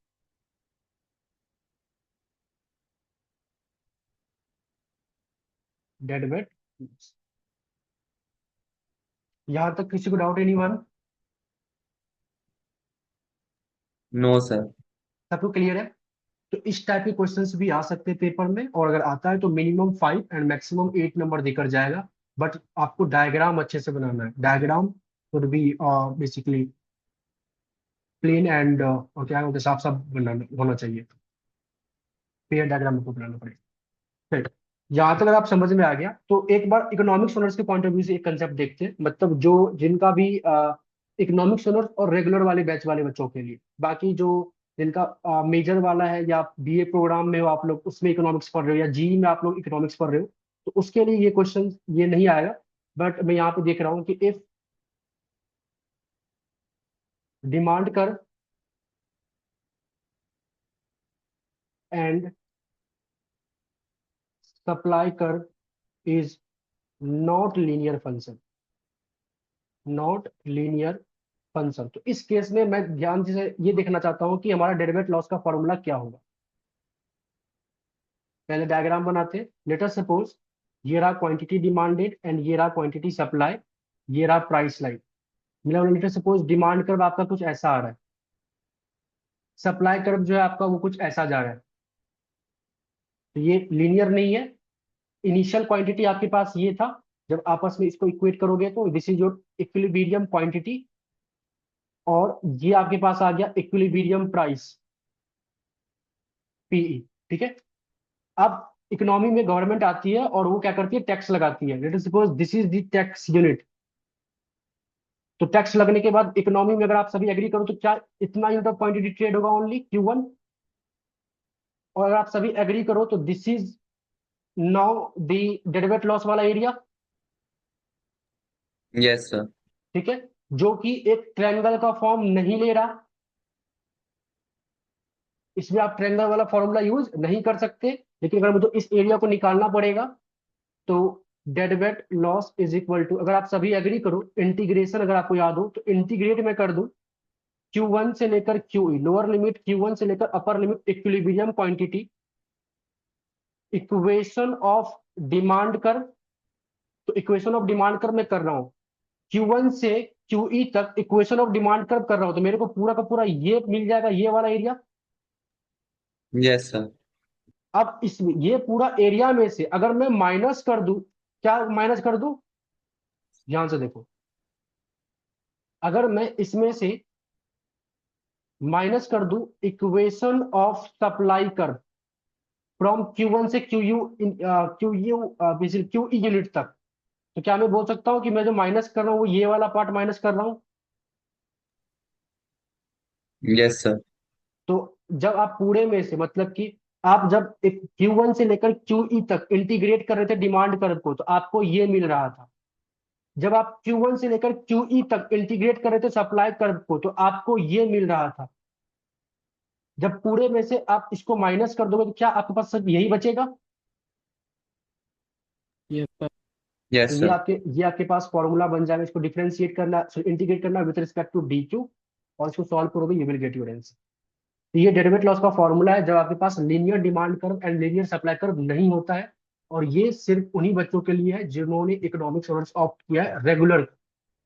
DU solve के लिए भी नहीं है, बीए प्रोग्राम वगैरह के लिए भी नहीं है, मेजर एंड माइनर के लिए भी नहीं है, एज वेल एज कोई बच्चा जी में इकोनॉमिक्स पढ़ रहा है तो उनके लिए भी नहीं है, आपको ये पेपर में नहीं है। सिर्फ इकोनॉमिक्स ऑनर्स रेगुलर वाले बच्चों को पेपर में आ सकता है और एक बार आया हुआ है। क्लियर? Yes sir. यहाँ तक किसी को डाउट? आगे बढ़े। चल, सो यहाँ तक अगर आपको समझ में आ गया तो अभी हम लोगों ने देखा डेरिवेट लॉस क्या है, डेरिवेट लॉस किस तरीके से न्यूमेरिकल फॉर्म में हम लोग निकाल सकते हैं, इसके बाद डेरिवेट लॉस को टेबल के फॉर्म में भी देखा और डायग्राम के भी फॉर्म में देखा। नेक्स्ट कंसेप्ट वी है factor affecting derivative loss. Factor affecting derivative loss मतलब कौन कौन से ऐसे फैक्टर है जो डेरिवेट लॉस को अफेक्ट कर सकते हैं, इंक्रीज कर सकते हैं या डिक्रीज कर सकते हैं। अभी हमने देखा कि जो डेरिवेट लॉस का फॉर्मूला होता है वो होता है 1/2 इंटू में टेक्स साइज इंटू में चेंज इन क्वांटिटी टू ई माइनस में Q1। अब इस फॉर्मूला को देखकर बताओ कि इनमें से कौन कौन से फैक्टर है जो कि आपके डेरिवेट लॉस की वैल्यूज को चेंज कर सकता है। सोचो। Tax size. टैक्स एक तो size, tax size, very good. Tax size. और दूसरा क्वांटिटी, चेंज इन क्वांटिटी। तो चेंज इन क्वांटिटी को मैं ये नहीं लिखता हूं। अच्छा, क्वांटिटी किसी भी, मान लेते हैं प्राइस के बढ़ने पे या प्राइस के घटने कम होने पे जो क्वांटिटी में चेंज आएगा वो किस पे डिपेंड करता है? प्राइस इलास्टिसिटी ऑफ डिमांड पे ना। तो यहाँ पे मैं लिख रहा हूँ सेकेंड टर्म में price elasticity of demand and supply. तो ये दो फैक्टर है जो कि आपके डेरिवेट लॉस को अफेक्ट कर सकते हैं, जिसमें कि पहला वाला tax size is most important और दूसरा वाला जो प्राइस इलास्टिसिटी है वो सिंपल है, जहां पे आपको बस एक रिलेशन देखना है कि price elasticity of demand and supply में और डेरिवेट लॉस में क्या रिलेशन हो। तो सबसे पहले मैं दूसरा वाला एक्सप्लेन करता हूँ, फिर टेक्स साइज को करेंगे। तो सबसे पहले बेसिकली मैं price elasticity of demand and supply की बात करूँ। तो price elasticity of demand and supply and डेरिवेट लॉस। ठीक है, चलो। तो मैं कुछ इस तरीके, अच्छा एक चीज मैं आपको बताता हूँ। जब हम लोग सेकेंड वाले फैक्टर के क्रॉसपॉन्ड में रिलेशन निकालना चाहते हैं कि price elasticity of demand and supply और डेरिवेट लॉस में क्या रिलेशन होगा, तो उस टाइम पे हम टैक्स साइज को सेम रखेंगे, इसको कांस्टेंट रखेंगे। और जब हम लोग टैक्स साइज के और डेरिवेट लॉस के क्रॉसपॉन्ड में रिलेशन निकालना चाहते हैं तो उस टाइम पे हम लोग price elasticity of demand and supply को सेम रखेंगे। तो सिंस मैं अभी price elasticity of demand and supply और डेरिवेट लॉस के बीच में रिलेशनशिप निकालना चाहता हूँ, इन दोनों के बीच में कैसा रिलेशन है, तो मैं टैक्स साइज को सेम रखूंगा। अब आगे बढ़ते हैं। मैं यहाँ पे दो डायग्राम बनाता हूँ।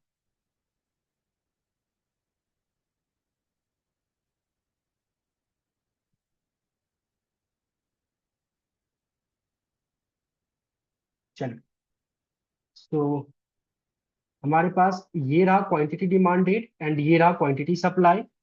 ये रहा क्वांटिटी डिमांडेड, ये रहा क्वांटिटी सप्लाई, ये रहा प्राइस लाइन, ये रहा प्राइस लाइन। ठीक है, चलिए एक बार मैं लेता हूं कि जो हमारा डिमांड एंड सप्लाई है वो इलास्टिक है,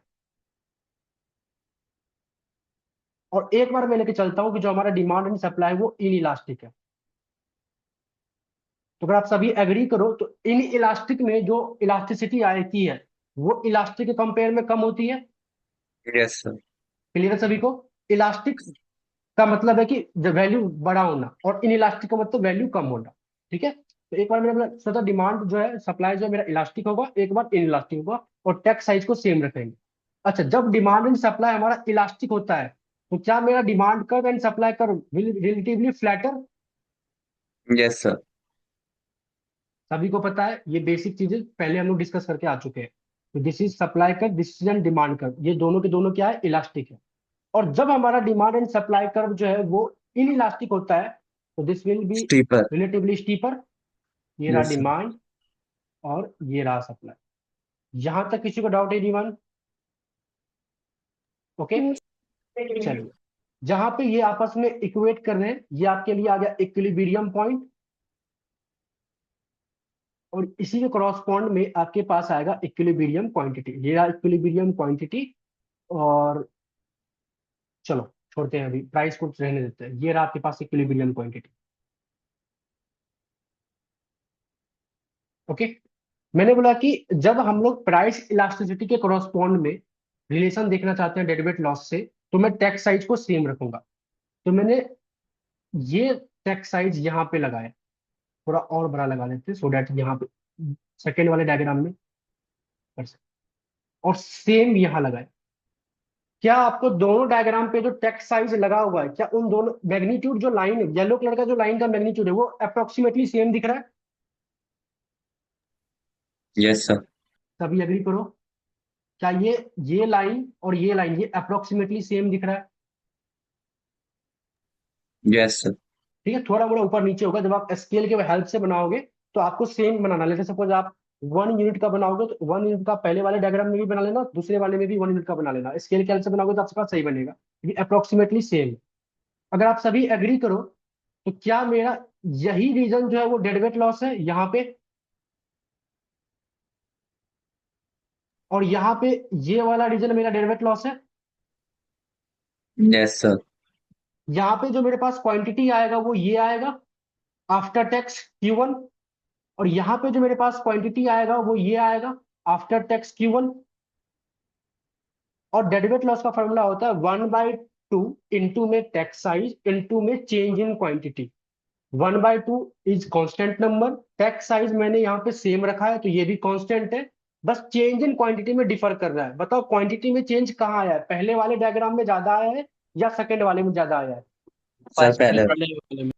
पहले वाले में ज्यादा आया है। तो क्या मैं बोल सकता यस। हूँ जिसमें क्वांटिटी का चेंज ज्यादा आया है उसमें डेडवेट लॉस की वैल्यू ज्यादा होगी?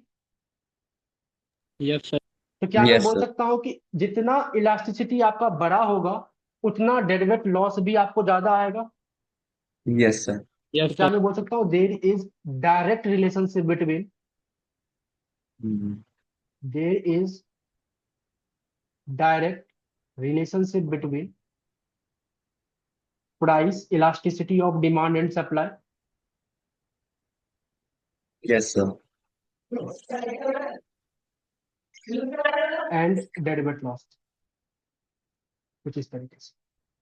ये क्यों हो रहा है? क्योंकि जब आपका कोई भी पर्टिकुलर गुड्स के लिए आपकी इलास्टिसिटी इन इलास्टिक है तो उस टाइम पे आपको वो गुड्स चाहिए, आप ज्यादा उस गुड्स को कम नहीं कर सकते due to increase in price, क्योंकि वो एक तरीके से नेसेसिटीज गुड्स होता है। लेकिन जब आपके पास कोई गुड है जो कि जिसकी इलास्टिसिटी आपके पास बहुत ज्यादा मोर इलास्टिक है, तो वहां पे आप प्राइस के चेंज होने पे किसी दूसरे गुड में शिफ्ट कर सकते हो, मतलब उसको आप छोड़ सकते हो ज्यादा मात्रा में। ये एक लॉजिकल होता है कि अगर आपके पास किसी गुड की इलास्टिसिटी लेस इलास्टिक है तो कहने का मतलब वो गुड आपके लिए ज्यादा इंपॉर्टेंट है, वहां पे आप प्राइस के चेंज होने की वजह से ज्यादा आप क्वांटिटी में चेंज नहीं कर सकते, जो कि आपको फिगर नंबर 2 बता रहा है। तो ज्यादा क्वांटिटी में चेंज नहीं कर सकते तो डेट लॉस भी कम आएगा। लेकिन जब अगर प्राइस प्लस ऑफ डिमांड जो है वो आपका बड़ा है, ज्यादा है, ऑन दैट टाइम आप प्राइस के चेंज होने से आप अपनी क्वांटिटी में भी ज्यादा का डिफरेंस ला सकते हो। तो ज्यादा का डिफरेंस लाओगे तो डेट लॉस भी ज्यादा आएगा। इसलिए जितनी इलास्टिसिटी बड़ी होगी उतना डेट लॉस भी बड़ा होगा, जितनी इलास्टिसिटी कम होगी उतना डेट लॉस भी कम होगा। तो there is direct relationship between elasticity of demand and supply and deadweight loss. Clear पहला वाला? Yes sir. किसी को डाउट एनीवन? मैंने डायग्रामेटिकली भी शो कर दिया और लॉजिकली भी मैंने आपको एक्सप्लेन कर दिया। किसी को डाउट हो तो पूछ सकते हो फिलहाल। सर जो इलास्टिक का लॉजिक था सर ये रिपीट कर दो। इलास्टिक का लॉजिक ये था कि जब भी किसी पर्टिकुलर कमोडिटी के लिए आपकी जो इलास्टिसिटी है वो ज्यादा होती है, मोर इलास्टिक होती है, तो ऑन दैट टाइम आप क्या करते हो कि प्राइस के चेंज होने की वजह से उसको क्वांटिटी में जो डिफर लाओगे वो ज्यादा ला सकते हो। जैसे कि रिलेटेड गुड्स का जो इलास्टिसिटी होता है वो ज्यादा होता है, तो आप क्या करते हो कि अगर किसी एक का प्राइस बढ़ा तो आप उसके सामान को पूरा छोड़कर किसी दूसरे रिलेटेड गुड्स के ऊपर चले जाते हो। तो मतलब आप क्वांटिटी में डिफरेंस ज्यादा ला सकते हो। तो अगर क्वांटिटी में डिफरेंस ज्यादा ला सकते हो तो इसीलिए यहाँ पे क्वांटिटी में चेंज ज्यादा आया है इन कंपेयर टू हियर, क्योंकि यहाँ पे सिंस इलास्टिसिटी कम थी, इन इलास्टिक थी, तो ये गुड आपके लिए एक नेसेसिटी गुड्स था जहाँ पे प्राइस के चेंज होने पे आप ज्यादा क्वांटिटी में चेंज नहीं कर सकते थे, और क्वांटिटी में चेंज होने की वजह से ही आपका डेरिवेट लॉस यहाँ पे बड़ा या छोटा हो रहा था। क्लियर? Yes sir. तो ये समझ में आ गया। तो सेकेंड भी है टेक्स्ट साइज। तो tax size and deadweight loss. Okay. और यहाँ पे थोड़ा सा हम लोग गवर्नमेंट टैक्स रेवेन्यू के क्रॉसपॉन्ड में भी कुछ चीजें पढ़ेंगे, तो मैंने यहाँ पे गवर्नमेंट का रेवेन्यू भी डाल दिया। लेकिन पहले normally tax size and deadweight loss के बीच में देखते हैं क्या रिलेशन है। ओके। तो इसके लिए मैं कुछ डायग्राम बना रहा हूँ, ध्यान से देखिए। जब टैक्स साइज की बात कर रहे हैं तो यहाँ पे टैक्स साइज डिफर करेगा, price elasticity of demand and supply will be same. तो मैंने लिखा यहाँ पे एक डायग्राम मेरे पास, ये कुछ इस तरीके से आएगा। चलो, ये रहा हमारे पास क्वांटिटी डिमांड, और ये रहा हमारे पास क्वांटिटी सप्लाई,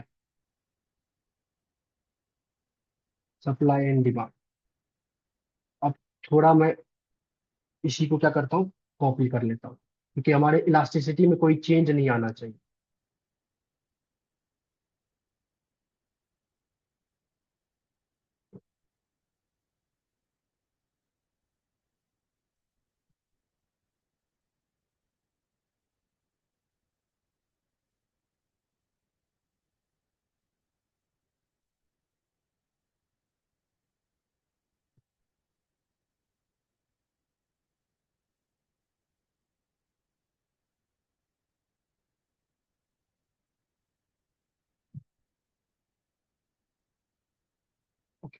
तो ये चारों के चारों डायग्राम में जो डिमांड एंड सप्लाई का कर्वेचर वो सेम है, मतलब इलास्टिसिटी सेम है। हमें टैक्स साइज को बस डिफर करना है। तो मैंने नाम दिया, लेट अस सपोज ये हमारे पास डायग्राम नंबर 1 है, diagram number 2, diagram number 3 and diagram number 4। अब टैक्स साइज में लगा रहा हूँ, ध्यान से देखो। लेट अस सपोज ये इनिशियल इक्विलिब्रियम क्वांटिटी था हमारा, क्यू ई। ये भी इनिशियल इक्विलिब्रियम क्वांटिटी है, दैट इज क्यू ई। ये भी इनिशियल इक्विलिब्रियम क्वांटिटी है, that is Q E. And ये भी इनिशियल इक्विलिब्रियम क्वांटिटी है, दैट इज क्यू। ओके। मेरे लगे सपोज जब आपका टैक्स साइज ये रहा, थोड़ा टैक्स साइज और बना लेते। पहले गवर्नमेंट ने 3 रुपए का टैक्स लगाया, तो 3 रुपए का जो बेसिकली यूनिट था वो ये आया, येलो कलर से मैंने शो किया। अब गवर्नमेंट टैक्स बढ़ा के 3 से 5 रुपए का लगाती है, ये टैक्स साइज बढ़ेगा। गवर्नमेंट ने क्या किया, 5 से और बढ़ाकर 8 रुपीज कर दिया, टैक्स साइज और बढ़ेगा। गवर्नमेंट ने क्या किया, 8 रुपीज से बढ़ाकर और 9.5 रुपीज कर दिया, कुछ इस तरीके से टैक्स साइज बढ़ेगा। ओके। आप ध्यान से देखते हैं, अगर आप सभी एग्री करो तो ये वाला रीजन आपका क्या है, डेडवेट लॉस। यहाँ पे आपके पास ये वाला रीजन डेडवेट लॉस है, यस सर।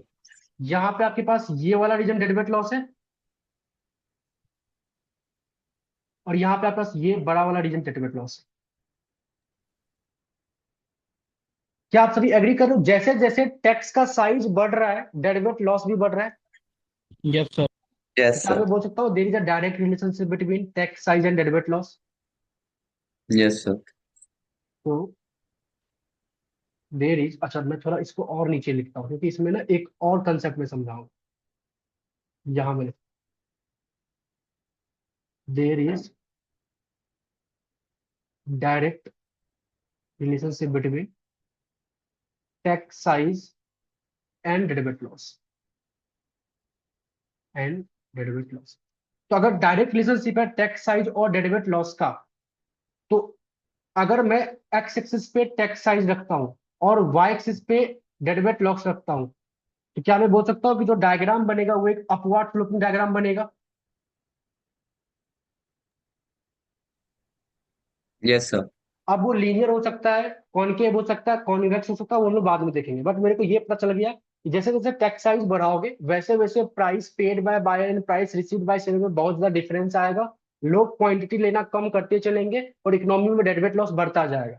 तो there is a direct relationship between deadweight loss and tax size. और अगर दोनों दो वेरिएबल के बीच में डायरेक्ट रिलेशनशिप है तो उसका डायग्राम बनेगा अपवर्ड स्लोपिंग। कॉनकेव बनेगा, कॉन्वेक्स बनेगा या लीनियर बनेगा, वो बाद में देखेंगे। तो पहला तो ये समझ में आ गया टैक्स साइज और डेरिवेट लॉस में डायरेक्ट रिलेशनशिप है। किसी को डाउट एनीवन? No sir. चलिए, अब मैं कुछ डायग्राम और बना रहा हूं।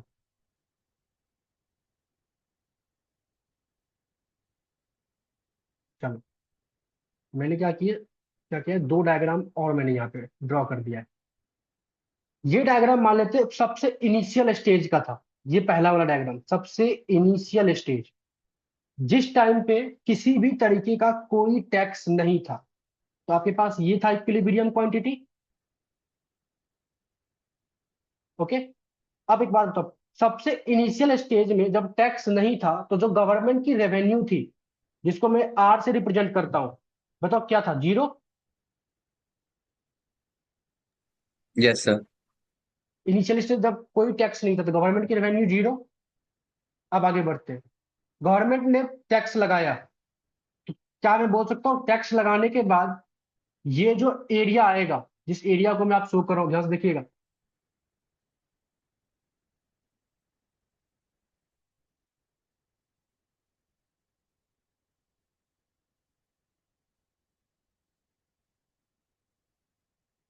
ये जो आएगा दिस इज योर गवर्नमेंट का रेवेन्यू। Yes sir. ओके। तो गवर्नमेंट ने टैक्स लगाई, तो गवर्नमेंट का रेवेन्यू जनरेट हुआ, रेवेन्यू बढ़ा। गवर्नमेंट ने टैक्स को और थोड़ा इंक्रीज किया, क्या मैं बोल सकता हूँ गवर्नमेंट का रेवेन्यू फिर बढ़ा होगा? अब गवर्नमेंट का रेवेन्यू ये वाला बॉक्स आ गया, यस सर। तो गवर्नमेंट की रेवेन्यू बढ़ी। टैक्स बढ़ा, गवर्नमेंट की रेवेन्यू बढ़ी, ये भी गवर्नमेंट का रेवेन्यू वाला एरिया है। गवर्नमेंट ने थोड़ा और टैक्स को बढ़ाया, ये सोच के कि रेवेन्यू और बढ़ेगा। क्या मैं बोल सकता हूँ यहाँ पे ये वाला एरिया होगा गवर्नमेंट का रेवेन्यू। Yes sir. ठीक है। गवर्नमेंट ने और टैक्स बढ़ाया तो क्या पता रेवेन्यू और बढ़ जाए। क्या मैं बोलता हूँ यहाँ पे ये वाला एरिया होगा गवर्नमेंट का रेवेन्यू। यस क्या सर। फिगर नंबर 3 और फिगर नंबर फोर में गवर्नमेंट की रेवेन्यू फॉल हो चुकी है? Yes sir. अगर आप इस वाले एरिया का निकालोगे, इस वाले ट्रायंगल का एरिया निकालोगे और इस वाले का निकालोगे, तो किसका बड़ा ज्यादा वैल्यू आएगा? थर्ड वाले का। थर्ड। तो हम क्या देख रहे हैं कि गवर्नमेंट के टैक्स लगाने पे गवर्नमेंट की रेवेन्यू बढ़ तो रही है, बट एक स्टेज तक। उसके बाद जब गवर्नमेंट अपना टैक्स बढ़ाता है तो उस टाइम पे गवर्नमेंट की रेवेन्यू बढ़ नहीं रही है, गवर्नमेंट रेवेन्यू क्या कर रही है? फॉल कर रही है। फिर धीरे धीरे फॉल करेगी। अच्छा, गवर्नमेंट कहती है इतना मैं टैक्स लगा दूंगा, इतना टैक्स बढ़ा दूंगा, सो डैट कि जो टैक्स का लाइन है ना वो यहाँ पे कोइंसाइड कर जाए, इस वाले पॉइंट पे। अब बताओ अगर गवर्नमेंट का ये वाला पॉइंट पे कोइंसाइड कर जाएगा तो क्या इस टाइम पे zero unit of quantity trade हो रहा है मार्केट में? Yes sir. और ये पूरा का पूरा ट्रायंगल एक डेडवेट लॉस बन जाएगा, क्योंकि प्राइस बायर के लिए इतना बढ़ जाएगा कि बायर एक भी यूनिट खरीदेगा नहीं, और सेलर के लिए प्राइस इतना कम हो जाएगा कि सेलर एक भी यूनिट को बेचेगा नहीं। तो मार्केट में जब ट्रेड ही नहीं होगा तो गवर्नमेंट को क्या रेवेन्यू मिलेगा? कुछ नहीं मिलेगा। ट्रेड होगा नो। तब तो उस पर वो टैक्स लेगा। तो क्या मैं बोल सकता हूँ अगेन रेवेन्यू यहाँ पे जीरो हो गया। Yes sir. तो कहने का मतलब क्या दिख रहा है मेरे को कि जब गवर्नमेंट टैक्स नहीं लगाती थी, जब मार्केट में गवर्नमेंट नहीं थी, तो उस टाइम पे गवर्नमेंट का रेवेन्यू जीरो था। जैसे जैसे टैक्स गवर्नमेंट लगाई, गवर्नमेंट की रेवेन्यू बढ़ता गया, रेवेन्यू जनरेट हुआ और बढ़ता गया। एक टाइम ऐसा हुआ होगा कि जब गवर्नमेंट की रेवेन्यू सबसे मैक्सिमम पे होगा, गवर्नमेंट टैक्स के लालच में और जब टैक्स लगाएगी रेवेन्यू के लालच में कि और मेरे को अर्निंग हो, तो वो टैक्स को जैसे जैसे बढ़ाएगी। तो मैंने क्या देखा, जैसे फिगर 3 से फिगर 4 पे आए तो आप फिर से रेवेन्यू गवर्नमेंट का धीरे धीरे फॉल होता गया। और फिर एक टाइम ऐसा आया कि टैक्स इतना बढ़ गया था कि अगेन रेवेन्यू जीरो हो गया, क्योंकि मार्केट में कोई ट्रेड ही नहीं हो रहा है। तो कहने का मतलब टैक्स के बढ़ने से इनिशियली तो आपका रेवेन्यू बढ़ेगा, बट एक टाइम ऐसा आएगा कि जब आप टैक्स को बढ़ाओगे तो रेवेन्यू फिर दोबारा से फॉल करना स्टार्ट हो जाएगा। ये टोटल 6 डायग्राम में आपको मैंने शो किया हुआ है। यहाँ तक क्लियर है? सर। यस। सर तो इसका तो जो ग्राफ बनेगा वो एमयू जैसा बन जाएगा। अब चलो ग्राफ बनाते हैं फिलहाल अभी, लेकिन जो कंसेप्ट है वो समझ में आ गया। Yes sir. ठीक है। तो ये तो मैंने लॉजिकली आपको कंसेप्ट समझाया कि टैक्स और गवर्नमेंट रेवेन्यू में क्या रिलेशन है, और टैक्स एंड डेडवेट लॉस में क्या रिलेशन है। तो टैक्स एंड डेडवेट लॉस में there is a direct relationship. Tax बढ़ाते जाओगे, डेडवेट लॉस बढ़ता जाएगा। डायग्राम कैसा बनेगा वो चेक करते हैं।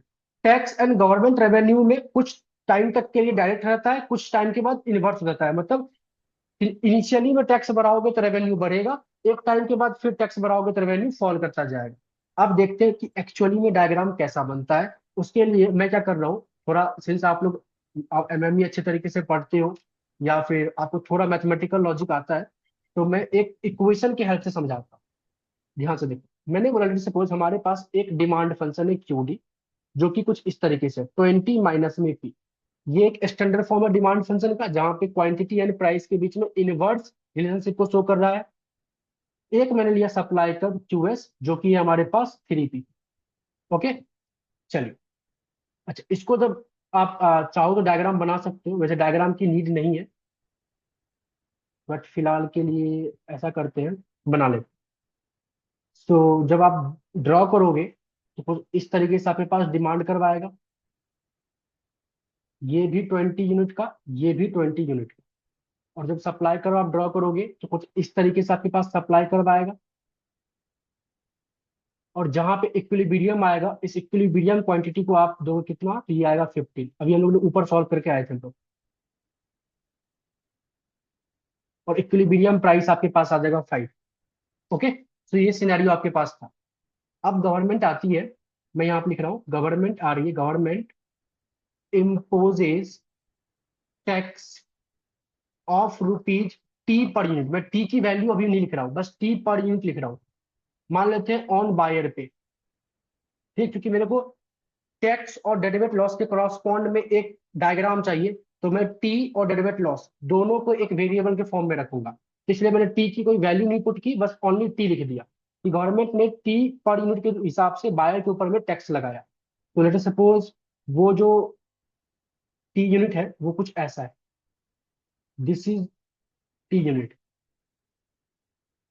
ओके, तो दिस इज टी यूनिट, तो कहने का मतलब ये क्वांटिटी मेरे को मिल सकता है, और ये प्राइस भी हम लोग निकाल सकते हैं आराम से। अच्छा, नया जो डिमांड कर बने, अच्छा एक बात, अगर बायर पे लगा तो क्या मैं बोलूंगा डिमांड कर will be left word. Yes sir. Demand कर आपका लेफ्ट वर्ड होगा, लेकिन आप डिमांड करके इंटरसेप्ट को नहीं बता सकते कि इंटरसेप्ट क्या होगा, क्योंकि आपके पास टी की वैल्यू पता नहीं है। बट इतना आपको पता है कि डिमांड कर विल बी लेफ्ट वर्ड, ये आपको पता है। चलिए, तो कहने का मतलब मैं कुछ चीजें निकाल रहा हूँ, आप सभी एग्री करना कि वो सही है या नहीं। मैंने बोला कि आप ऐसा करो, जब नया डिमांड मतलब बायर को लगा है टैक्स, तो क्वांटिटी डिमांड में चेंज आएगा, ये नया आएगा जो कि होगा 20 माइनस में P प्लस में T। क्वांटिटी सप्लाई पुराना वाला ही रहेगा 3P, और इसको जब आप इक्वेट करोगे 20 माइनस में P plus T is equal to 3P, तो यहाँ से आपके पास कुछ इस तरीके से आ जाएगा 4P is equal to 20 minus में T, and P is equal to 20 minus में T/4। और ये जो प्राइस होगा वो ये वाला प्राइस होगा, ये वाला पॉइंट 20 माइनस में T/4। क्लियर है सभी को? Yes sir. क्योंकि 20/4 आपके पास 5 आता है, और इसमें से माइनस कर दोगे टैक्स रेट, तो हमेशा 5 से नीचे का वैल्यू देगा, और 5 से नीचे का वैल्यू हमेशा प्राइस रिसीव्ड बाय सेलर होता है। अच्छा, इस प्राइस को जब मैं पुट कर दूंगा, इसी प्राइस को जब मैं सपोज सप्लाई कर में पुट कर दूंगा, तो मेरे पास एक क्वांटिटी भी आ जाएगा। तो मैंने क्या किया, Q is equal to 3P के जगह पे मैंने ये पुट कर दिया 20 माइनस में T/4। तो मेरे पास Q जो आपके पास आ जाएगा वो कुछ इस तरीके से आ जाएगा 15 माइनस में 3T/4। बोलो क्लियर? ये कौन सा क्यू है? अगर आप सभी एग्री करो तो दिस इज नथिंग बट ये वाला क्यू, जो कि क्या है 15 माइनस में 3T/4। सर जो ओके, इसमें टैक्स लगा है ये दोनों पे लगा है, कंज्यूमर और प्रोड्यूसर। बायर पे टैक्स लगा है, बायर पे, लेकिन टैक्स का बर्डन दोनों को डिस्ट्रीब्यूट होता है, बायर एंड सेलर दोनों को। Okay sir. ठीक है ना? बेसिक आपको होना चाहिए बस। ये अभी हम लोग इस टाइप के क्वेश्चन अभी आज की क्लास में ऊपर सॉल्व करके आए हुए हैं। बस यहाँ पे मैंने टी की वैल्यू पुट नहीं की है, टी को टी की तरह रखा है, तो आपके पास ये वाला क्यू आ गया। किसी को डाउट है एनीवन इस वाले क्यू में? बोलो। अब अगर इस वाले क्यू में डाउट नहीं है, अच्छा इस डायग्राम के अकॉर्डिंग क्या मेरा यही है डेरिवेट लॉस? Yes sir. बताओ, ये हमारा डेरिवेट लॉस है इस डायग्राम के अकॉर्डिंग? चलिए, तो मैं डेरिवेट लॉस पहले निकाल रहा हूँ। डेरिवेट लॉस क्या होता है? डेरिवेट लॉस होता है 1/2 इंटू में टैक्स साइज, इंटू में इक्विलिब्रियम क्वांटिटी, माइनस में टैक्स साइज के बाद वाला क्वांटिटी। 1/2 टैक्स साइज को जैसे का तैसे रहने दिया टी, क्योंकि मेरे पास टी का पता नहीं है। क्यू ई इक्विलिब्रियम क्वांटिटी क्या था आपका, पहले 15 था, this is your 15। Equilibrium quantity और this is after equilibrium, after tax वाला क्वांटिटी। तो आपने यहाँ पे लिखा क्या, तो 15 माइनस में Q1 की वैल्यू क्या है, तो 15 माइनस 15 3T/4। Minus 3T/4।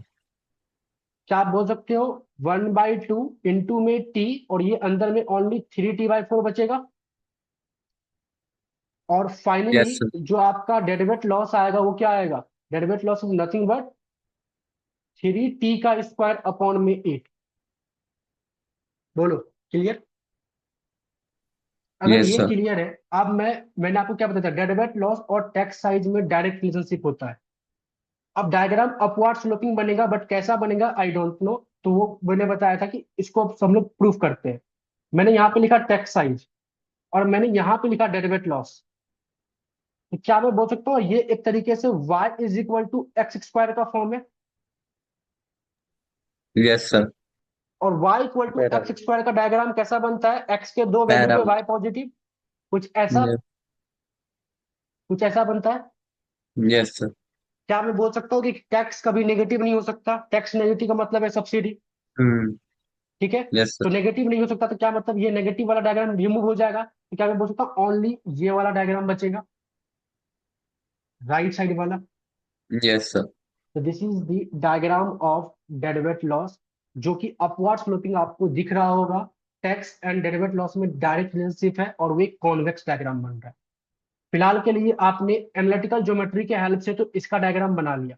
अगर आप एक्सट्रीम वैल्यू थ्योरम पढ़ लिए होते, जैसे मैंने आपको पढ़ा दिया होता, जब आप इसको डिफरेंशिएट करोगे DWL अपॉन में D/T, तो ये क्या आ जाएगा 6T/8। 60 और बाय। टैक्स रेट हमेशा पॉजिटिव होता है, तो टैक्स रेट अगर हमेशा पॉजिटिव होता है तो क्या मैं बोल सकता हूँ 6T/8 भी हमेशा पॉजिटिव आएगा। और फर्स्ट ऑर्डर डेरिवेटिव पॉजिटिव आने का मतलब क्या है, आपका फंक्शन इंक्रीजिंग है, तो फंक्शन यस इंक्रीजिंग सर। हो गया। जब आप इसको दोबारा डिफरेंशिएट करते D² डेरिवेट लॉस अपॉन में T², तो क्या ये आता 6/8 ओनली, और yes six sir. By eight आता तो मतलब सेकेंड ऑर्डर डेरिवेटिव भी आपका पॉजिटिव है। और जब सेकेंड ऑर्डर डेरिवेटिव किसी भी फंक्शन का पॉजिटिव आता है तो हम लोग बोलते हैं वो फंक्शन कॉन्वेक्स होगा, इसलिए ये डायग्राम कॉन्वेक्स बना है। तो फिलहाल आप एनालिटिकल ज्योमेट्री आपको आता है, तो एनालिटिकल ज्योमेट्री में हमने पैराबोला के इक्वेशन से मैच करके इस तरह के डायग्राम मैंने बना लिया।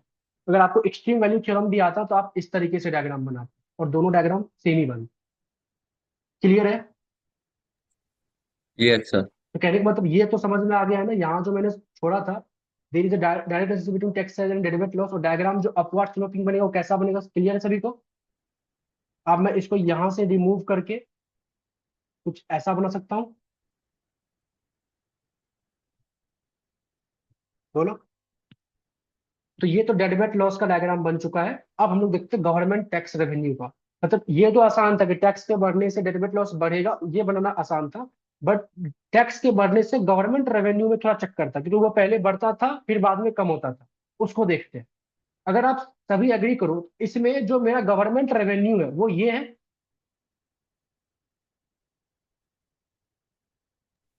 Yes sir. बोलो।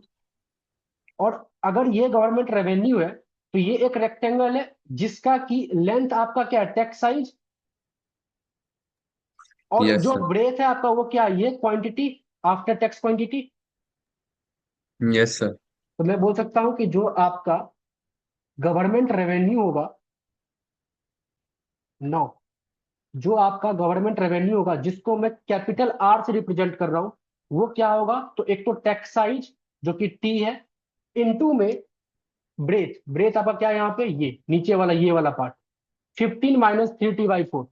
क्लियर है सभी को। Yes sir. Area of rectangle में ये रहा आपका लेंथ, ये रहा आपका ब्रेथ, लेंथ आपका टैक्स साइज, ब्रेथ आपका ये।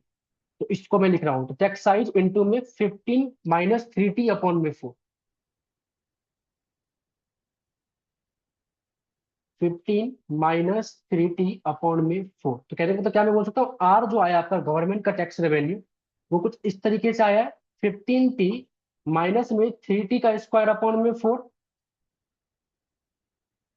बोलो। तो यहाँ पे भी दो वेरिएबल है, रेवेन्यू और एक टी जो कि टैक्स रेट है। दो वेरिएबल है, किसी एक के ऊपर स्क्वायर लगा है, एक नॉर्मल फॉर्म में है। बताओ कौन सा डायग्राम बनेगा। पैराबोला। जिन्होंने यस सर। एमएमई में एनालिटिकल ज्योमेट्री पढ़ लिया है उसको अच्छे से आता होगा, अगर नहीं पढ़ा है तो आप जब वीडियो देखोगे तब समझ लोगे। अगर दो वेरिएबल के फॉर्म में इक्वेशन गिवन है और एक वेरिएबल पे स्क्वायर लगा हुआ है और दूसरा वेरिएबल लीनियर फॉर्म में है, तो ऑन दैट टाइम आपका डायग्राम पैराबोला बनेगा। बट ये कैसा पैराबोला बनेगा, इसको थोड़ा सॉल्व करते हैं। अगर आप सभी एग्री करो तो आर इज इक्वल टू, मैं इसको इस तरीके से लिखता हूँ, 3t का स्क्वायर अपॉन में 4 प्लस में 15t। मैंने बस इंटरचेंज कर दिया। आर इज इक्वल टू, मैंने 3/4 कॉमन बाहर ले लिया, तो अंदर क्या बचेगा, यहां से बस ओनली टी स्क्वायर, और यहां से अगर आप 3/4 बाहर ले रहे हो तो 15×4 = 60, या क्या ओनली 20t बचेगा, यस सर।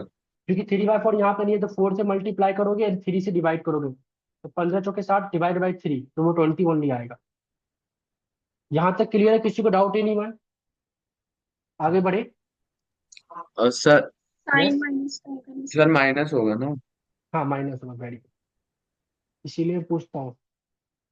आप बोलो, आप क्लियर है। Yes sir. तो -3/4, आप इसको मैं परफेक्ट स्क्वायर में इंटरचेंज कर रहा हूँ। टी का स्क्वायर माइनस में 20t। परफेक्ट स्क्वायर बनाने के लिए क्या करते हैं हम लोग, टी के कोफिशिएंट का हाफ का स्क्वायर ऐड करते हैं, हाफ के स्क्वायर को माइनस करते हैं। तो 20 का कोफिशिएंट है 20, 20 का हाफ क्या है 10, तो 10 के स्क्वायर को मैं ऐड करूंगा, बैलेंस करने के लिए 10 के स्क्वायर को माइनस करूंगा, क्योंकि अपने मन से कुछ ऐड कर रहे हैं तो उसको माइनस भी करना पड़ेगा। अब आगे देखते हैं, तो r इज इक्वल टू -3/4, मैं यहां से लेकर यहां तक के पार्ट के लिए इसको लिख सकता हूं t माइनस में 10 का होल स्क्वायर, और यहां हमारे पास है -100। क्लियर।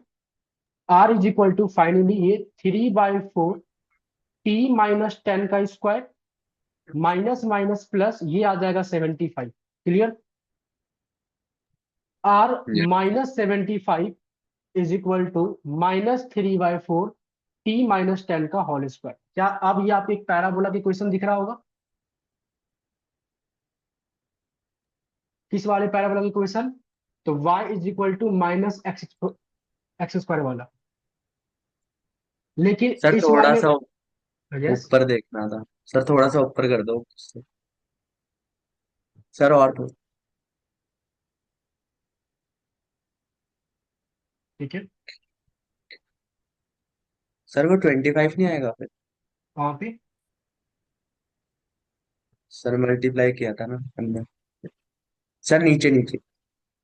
आ, इसको जब इससे मल्टीप्लाई करेंगे तो yes sir. 300 divide by 4 okay आएगा सर, माइनस ओके। 3 75, भी ठीक है, है। ठीक है ना, 75 ही रहेगा। ओके। तो अच्छा, कहने का मतलब ये जो आपके पास पैराबोला का इक्वेशन आया हुआ ये इसके फॉर्म में दिख रहा है, लेकिन इसका जो वर्टेक्स था वो क्या होता है, y equal to 0 and x equal to 0। इसका जो यस सर। वर्टेक्स आएगा वो कुछ और आएगा, वो क्या आएगा, r is equal to 75 and t is equal to 10। Clear है। अब मैं डायग्राम ड्रॉ करता हूँ, ध्यान से देखो। ये मैंने लिखा यहाँ पे टैक्स साइज, और यहाँ पे मैंने लिखा गवर्नमेंट का टैक्स रेवेन्यू जो कि है r।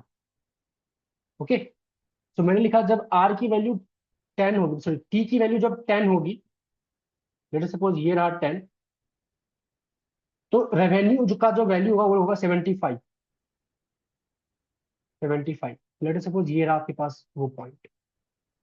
ओके, अच्छा अब एक बार मैं ये भी चेक कर लेता हूँ कि जब t 0 होगा तो r की वैल्यू क्या होगा, ये मैं चेक करना चाहता हूँ, क्योंकि ये ओरिजिन पे कहाँ पे कट करेगा ये मैं चेक करना चाहता हूँ। ध्यान से देखते हैं। अच्छा, t को क्या मैं 0 से पीछे ले सकता हूँ, नहीं, क्योंकि टैक्स रेट नेगेटिव नहीं हो सकता, टी की मिनिमम वैल्यू 0 होगी, मैक्सिमम इन्फिनिटी को अप्रोच करेगा। तो मैंने टी के मिनिमम पे ये चेक करना चाहता हूँ कि रेवेन्यू क्या होगा। वैसे मुझे पता है कि टी के 0 पे रेवेन्यू भी 0 होगी, बट इस इक्वेशन से मैं देखना चाहता हूँ जब टी की वैल्यू 0 पुट करोगे तो आपके पास आर क्या आएगा, आर -75। इसको इधर सॉल्व करोगे तो ये आ जाएगा आई थिंक +75, +75 यस आएगा, या सर। माइनस, सॉरी माइनस का आएगा। और हम्म। आर इज इक्वल टू आपके पास 0 आ जाएगा, तो टी के 0 पे आर 0 बोल सकते हैं, ये वाला पॉइंट है। बोलो। Yes sir. और एक बात बताओ, y is equal to X square का डायग्राम कैसा होता है, x के दो वैल्यू पे y पॉजिटिव लेकिन बाहर नेगेटिव लगा हुआ है, तो कुछ ऐसा। यहाँ यस पे सर। ये था आपका ओरिजिन 0 0 इज द वर्टेक्स। यहाँ पे क्या होगा लेकिन वर्टेक्स 10,75। अगर आप सभी एग्री करो कुछ ऐसा डायग्राम बनेगा। आप लोग अच्छे से बनाना। यस फिर ये इस तरीके से फॉलो करेगा।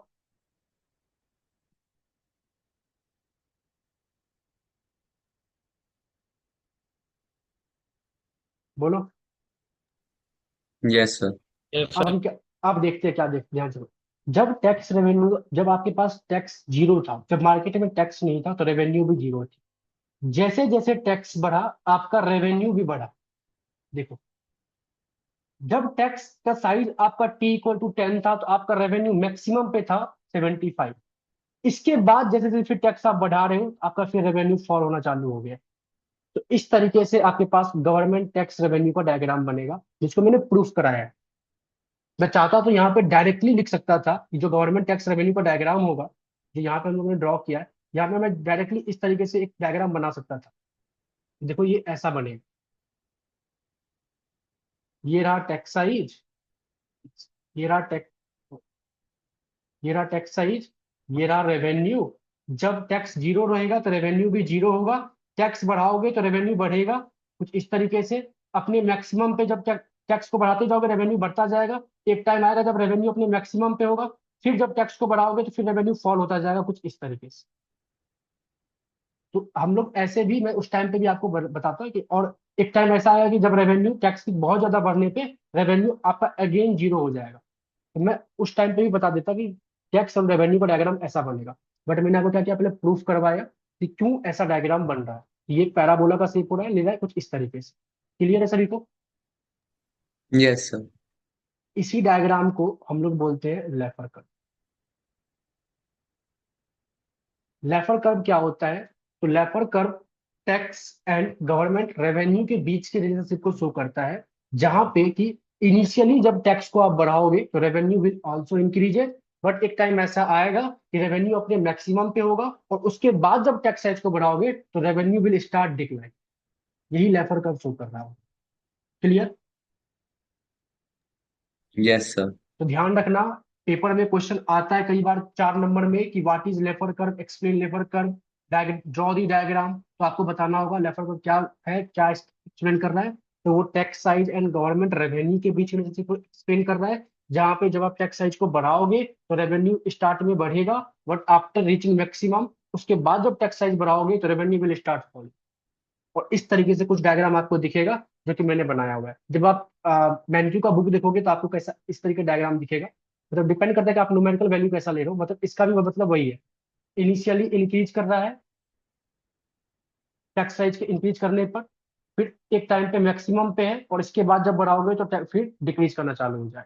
इसी को बोलते हैं हम लोग लेफर। ओके, यहाँ तो डाउट एनीवन? सभी को समझ में आया? Everyone? Yes sir. Yes sir. Ayush, आरजू, अंसल, दीपिका, यस। गौरव, हर्ष, खुशी, प्रांशु, एवरीवन, यस सबको सर। समझ में आया? यस। तो अगर आपको डेरिवेट लॉस का कंसेप्ट समझ में आ गया, किस टाइप से न्यूमेरिकल या थ्योरेटिकल क्वेश्चंस पूछेंगे वो समझ में आ गया, फैक्टर अफेक्टिंग डेरिवेट लॉस समझ में आ गया, जिसमें दो फैक्टर मैंने आपको बताए, एक तो price elasticity of demand and supply and डेरिवेट लॉस का बीच का रिलेशनशिप, और एक टैक्स साइज, और साथ में एक लेफर कर्व का मैंने कंसेप्ट बताया। ये अगर आपको समझ में इतना आ चुका है तो चैप्टर नंबर 8 जो है वो मेरी तरफ से आपका कंप्लीट हो चुका है। और अब आपका आज की क्लास में जो बेसिकली आपका ये यूनिट नंबर 2 था, ये भी कंप्लीट हो चुका है। तो चैप्टर नंबर 4 से लेकर चैप्टर नंबर 8 तक हम लोगों ने टोटल कर लिया। सारे कंसेप्ट मेरी तरफ से कंप्लीटेड हो चुके हैं। चैप्टर बेसिकली 2 से लेकर चैप्टर नंबर 7 तक के डिटेल सॉल्यूशन भी ऐप के ऊपर में अपलोडेड है। मैं आज या कल में चैप्टर नंबर 8 की भी सॉल्यूशन अपलोड कर दूंगा।